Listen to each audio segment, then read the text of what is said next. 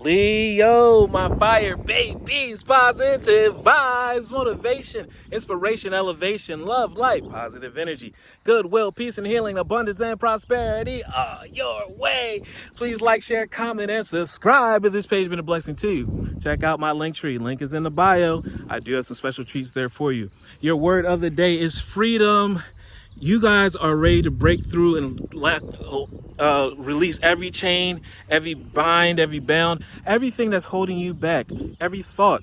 I want to let you know that you deserve it. You work very hard to be the king, the queen. Do not have any limiting thoughts. Do not limit spirit. Do not limit yourself, because you have been working with an outrageous amount of energy. You guys have overcome outrageous tests and obstacles. Therefore, be ready to walk into your power right now.